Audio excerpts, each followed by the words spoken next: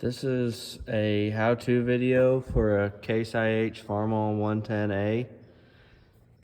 Had a broken throttle cable, and at this time I did not see any videos or information on how to do this repair. So being an avid user of the internet, I thought I would give some feedback here. For starters, I took these 4 Phillips screws out to get the dash display out. There's a bail connector on the back I unclipped. And then I got in here, I took these 4 10mm headed bolts and nuts out. But after I did that, you only need to take these front 2 ones out. And then there's a 17mm headed bolt on each side of the console, here and on the other side, and that takes this whole dash loose. But in order to get that up and out,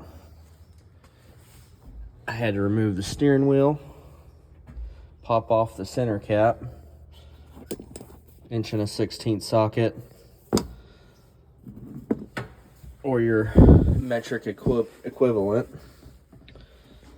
I took off the 10mm headed bolts here for the throttle lever, and this vanity cover, which was Phillips screws and 3mm hex keys, but they're recessed in the plastic, so I used this deep, was it T15, to get the screws out. They're not very tight, so it didn't strip round the hex keys out. And then there is this bracket for the throttle and vanity cover. I do believe that's what that was. It was just 10mm headed bolts. And then for your shuttle shift, I took, you gotta take this 13mm hex out, and then this will slide up and off your steering column. And then at that point, you can spin the knob off for the steering wheel strut. At that point, you can lift your console up and out after you unplug the switches here. For the key switch and I believe that's for the cigarette lighter, and that lifts up out of the way, and then everything's pretty easy to get to. There's just a little C-clip here, undo, slip off. This is just plastic slip through, so you can push it up and out. And on the injection pump side,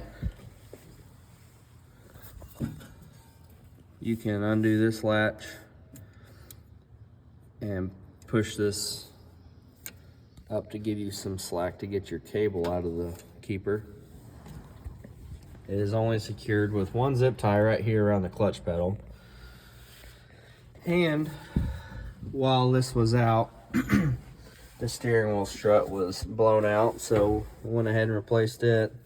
It's a 22mm headed bolt here, 17mm hex here to unlock it, and then it screws out. Pretty easy. Took a couple hours to figuring it out. Only thing I had to have was a steering wheel puller, which I assume I just picked these up at the parts store. They're about one-time use because they're pretty cheap, but that's all it took.